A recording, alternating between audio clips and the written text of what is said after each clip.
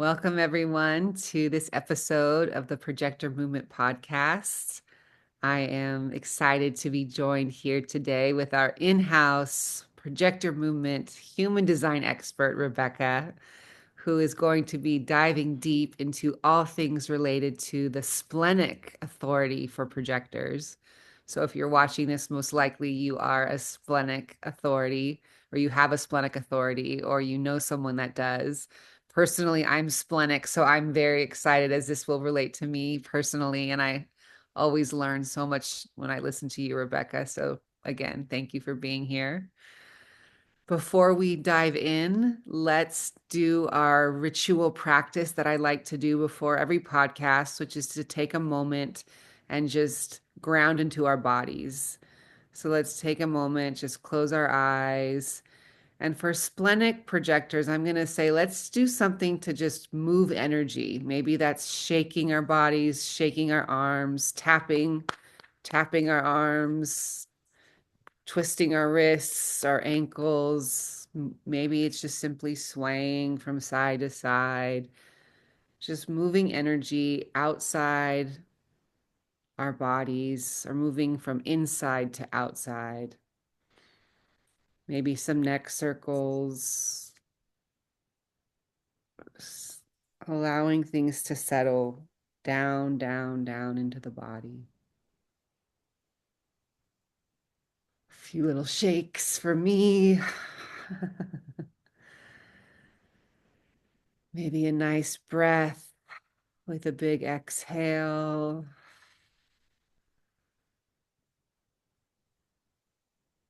And when you're ready, you can come back into the space. Splenic authority, we need to get into that body, release anything that's not ours, and just, I don't know, I do a lot of this throughout the day just to let it out because we just absorb so much. All projectors do. But I know the splenic projectors are authorities in the body, and we've got to make sure we're taking care of how much we absorb and releasing it throughout the day so we can really listen for that splenic download, that whisper that comes in through the body. So, with that being said, Rebecca, tell us what you know. Tell us all you know about the splenic authority. Everything right now. Everything right in this moment. What's that splenic hit? Okay. Yeah, I don't have that. No. So, splenic authority is about that moment-to-moment instinctual knowing. It's the splenic awareness center is our oldest awareness center. So it's our animalistic instinct that's been developing for hundreds of thousands of years. This is like that when the dog knows that there's danger and it runs off, or I don't know, the cow knows when it's going to rain and it lays down. That kind of instinctual animal knowing without even knowing what's going on, but the body reacts. The body just has this knowing inside of it what is safe, because the association here is around your immunity, safety, security, survival, well-being, health. These things are associated with the decisions that you make. Hmm, definitely. It's that primal, I like to say sometimes that reptilian fight or flight. It's like Yes. I've heard the brain is like the inner core is reptilian, then there's the mammalian, and then there's the human. And so we have that prefrontal wiring, that prefrontal cortex amygdala response that's down to the dinosaur brain of Mhm. fight or flight. Yeah. Hmm. Yeah, incredibly instinctual. And it's moment to moment. So it's literally, I always describe it a bit like taking a screenshot of your phone, or like it's like a sensor of your body right then and right there. So it's going to tell you right then and right there what is appropriate for you and what's not, what is safe for you or not, what is for your health or not, what is the correct decision, what correct friend, whatever it is in that moment. So it's going to give you a moment to moment decision. It can't tell you what's going to happen in like 6 years' time. It's like, no, right now, is this appropriate now? Right. And that can change. It can change. Yes. Because again, it's like me saying to you, are you feeling cold right now? And you're like, no. But if I asked you in 30 minutes time, you might be like, yes.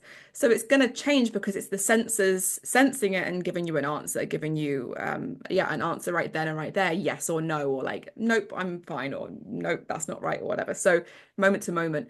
And for projectors, the opportunity to feel into that decision comes again through your strategy and authority. So When you're invited, then Yes. your instinct comes in. So if someone invites you into a job opportunity and your instinct in that moment is no, it's a no. But if it's still for you, it won't pass you. So someone might ask you again tomorrow, like, are you sure you want to leave the opportunity? And you go, oh, actually, that's fine for me right now. We don't know why it's like that, but it is perfectly appropriate in its timing. All authorities work on their own timing, and it's completely on time Right. in every moment. Right. Beautiful. Beautiful. What would you say are some things people that have the splenic authority don't know, or some like really good pointers of things maybe that aren't so widely known about splenic authority? Big one for me has to come down to the terminology of instinct. Mm, There's instinct, so splenic instinct, instinctual awareness of like it's just safe for me or it's not safe for me and not knowing why versus intuition. And I feel the two are really used interchangeably. There's that instinct and then there's that kind of spiritual intuition, which everyone can have. Everyone can have intuition and this kind of, I'm getting this feeling. And a lot of projectors are highly intuitive. right. But splenic instinct doesn't know why there are no words, whereas intuition is like it's almost like I knew that was going to happen, or I can just sense this, which splenic projectors still have, but the authority isn't designed to have words around it. So it's just this nope, and you don't know why, or I'm going to keep going and I don't know why. Mm, totally. That's so profound. And I think that's where me being a splenic projector, I can just interject and say, I think that's Please. where it can get confusing because there Yes. is this highly intuitive inner knowing that has dialogue that Yes. can rationalize or analyze or give thought. But the splenic hit, it's a felt feeling. It's like a it's hard to put into words, but there's just a yes or no, but it's not saying yes or no. There's just a felt sense and it's in the moment and then it's gone. It doesn't carry this verbose dialect to it and it's not rationalizing or giving narrative or a story. And that's where it can get confusing because I also identify as someone who can be quite psychic or have this Yeah. clairvoyance, all of these downloads and can listen to that as, oh, well, I'm being guided to this because of all of this intuition Mhm. when my spleen actually gave me a different message. So I Mhm. think that's a really powerful distinction when you have the splenic authority is instinct versus intuition. Yeah. They How, need separating. how do you still so would you say, would this be a fair statement? You use your authority after someone's invited you. You use your intuition in how you move along through life when you're making your own decisions, or no, not the right way. Hmm. You would Maybe I'd use different words, but this is an interesting tell me. conversation. Yeah, for sure. So the splenic instinct is going to keep you safe and well every single minute of every single day because that's what it's designed to do.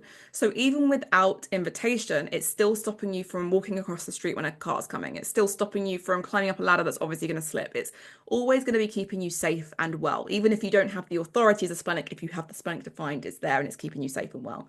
But for your navigation purposes, it comes through invitation and then your decision, right?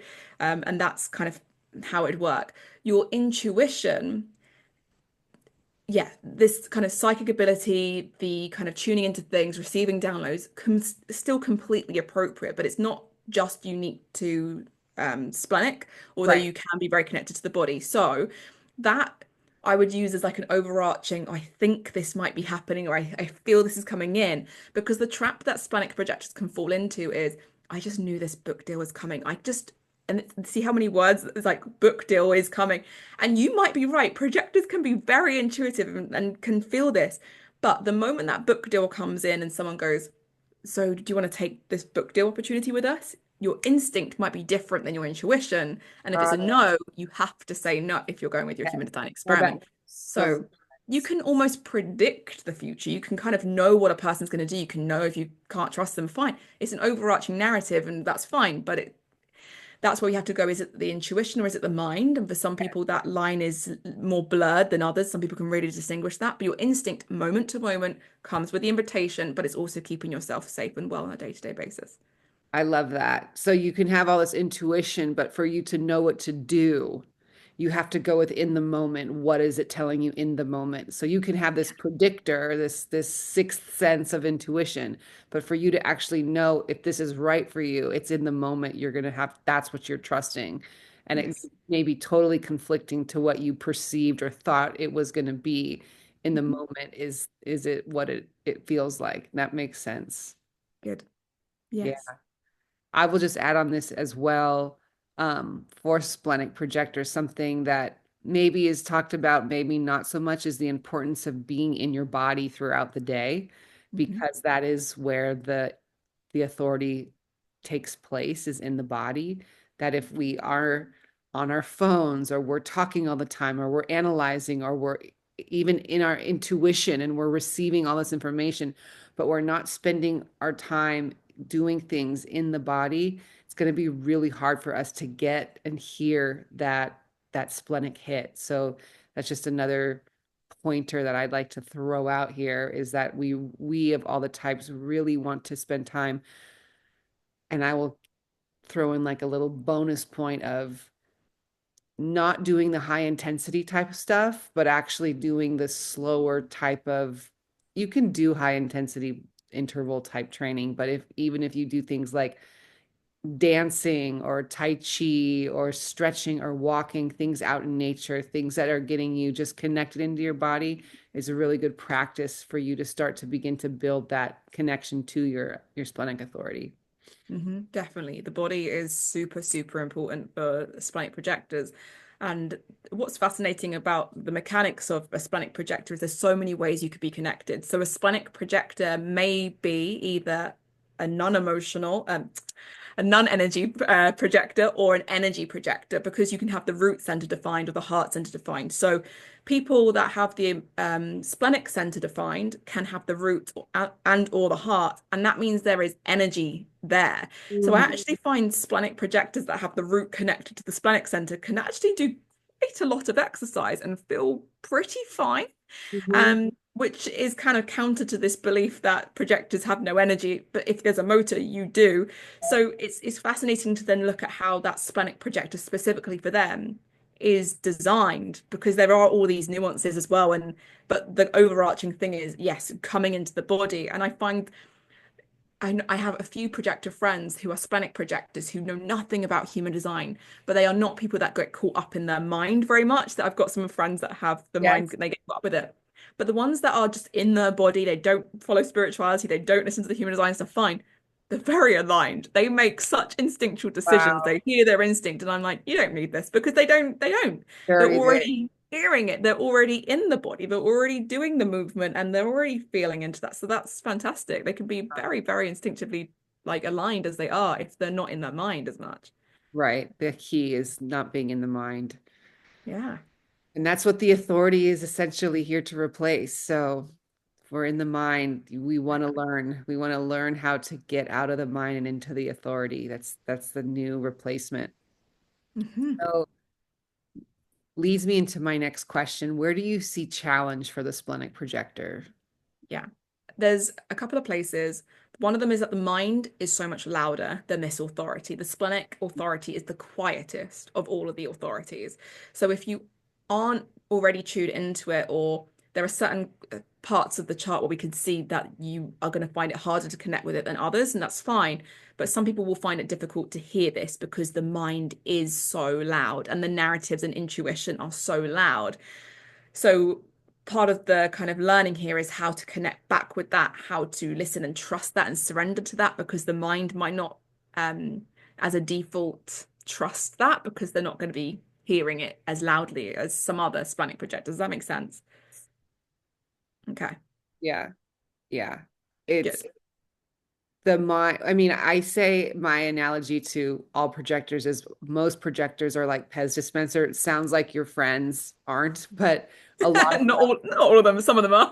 yeah, a lot of us are trapped up in the mind. We've run up into the mind and we have like a huge head and our connection to our bodies are very little. But for the splenic projector, as you're saying, the way that the authority speaks is not very loud.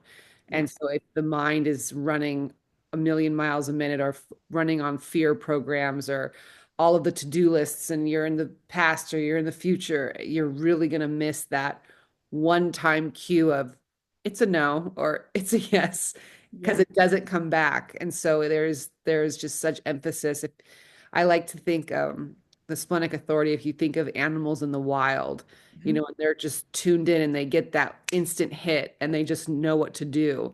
They're Hmm. not questioning, wait, what did you tell me to do? Like they go, they move, and we need to have that keen connection to that part of ourselves to receive that instant download. And if there's too much noise, the mind just will override it. And then we're relying on our intuition, thinking it's our split Instinct. hit. Hmm.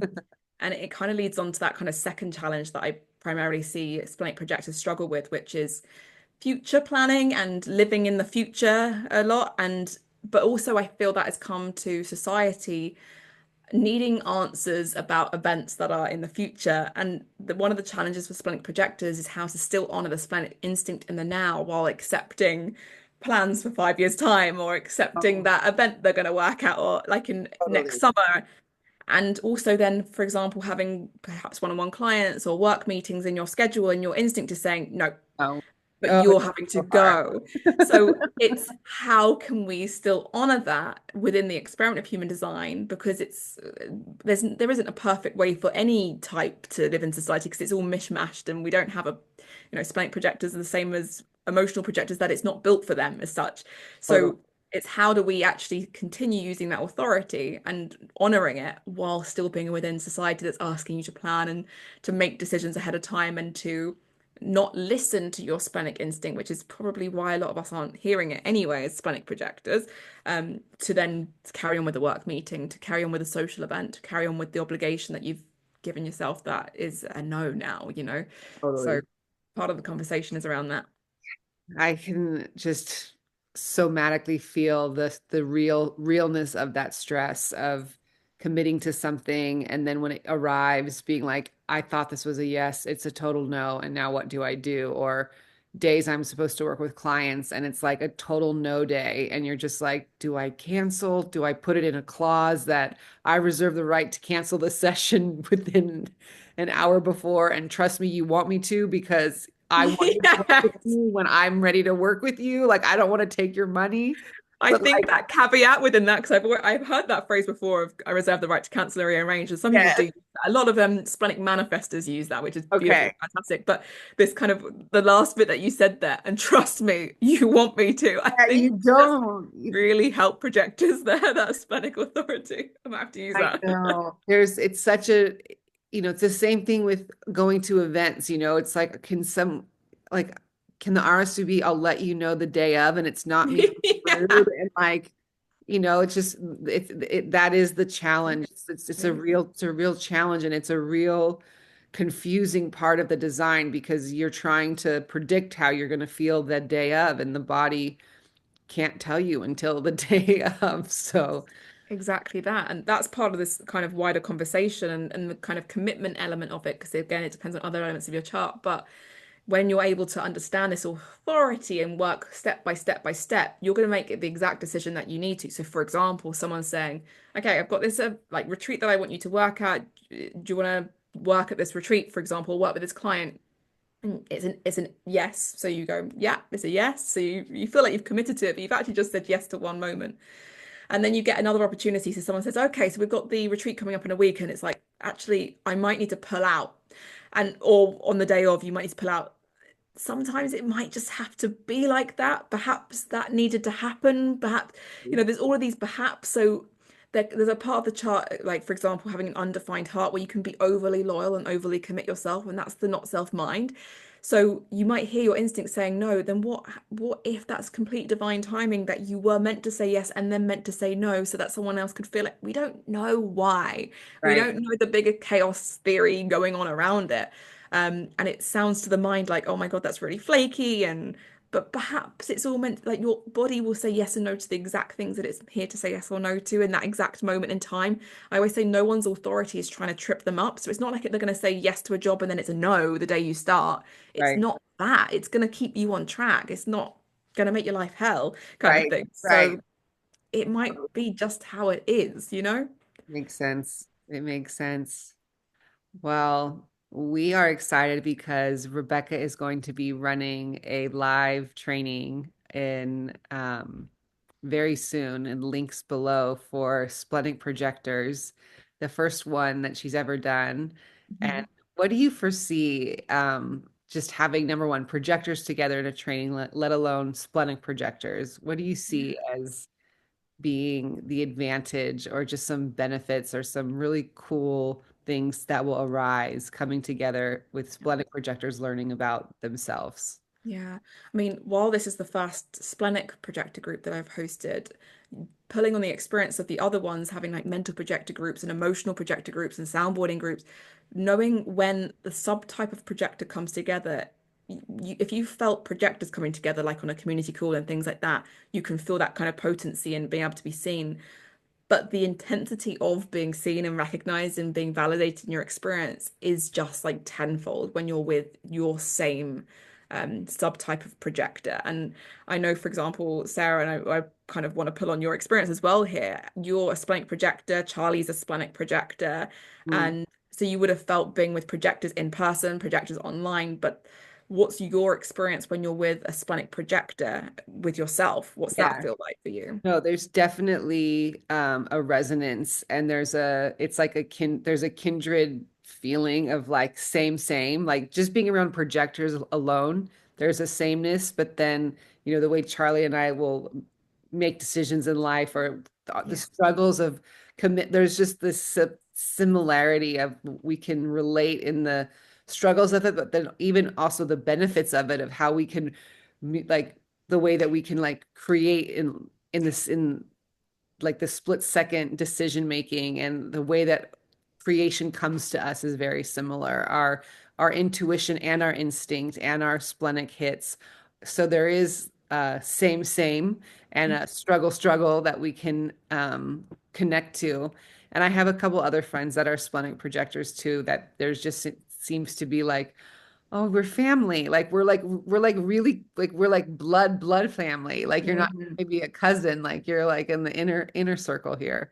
And this is exactly what I foresee happening, which is a beautiful way of you describing it. So, whenever I've had any of these groups, all groups have had different conversations within them because they've called for different conversations. There isn't like a curriculum as in we're going to talk about this and then this and then this. You guys lead that conversation as in what's the biggest thing that you as splenic projectors are facing? Well, let's deal with that. Not, okay, like mental projectors will have very different things, self-projected very different things, emotional projectors bringing up very different conversation points, but you're bringing up things about instinct, making moment-to-moment decisions, creativity, sparking, this type of intuition. Lots of splenic projectors are describing this kind of intuition and psychic and stuff. So those Yes. conversations are probably Yes. going to come up.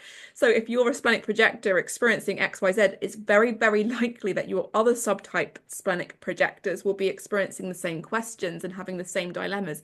And that's what makes this so potent. And that's why I'm so excited about doing these groups specifically for subtypes. Hmm. Yeah, it's super exciting. I think it's a place to be really seen and validated, and to feel, I think projectors, we can walk around feeling really misunderstood and unseen. And I think coming down to this level of sameness is going to be really validating. So Absolutely. you are interested in really understanding your authority, which is so important as a projector, to understand how to make your decisions and much more, all of the fascinating parts of the authority, and to be around similar family members that you may not know you have, to be understood in that way and seen. We invite you to click on the link in this podcast and sign up to this incredible live training. Absolutely. Yeah. Well, thank you, Rebecca, so much. Thank you for being here. And we look forward to seeing you on the inside of this training. Take care, everyone.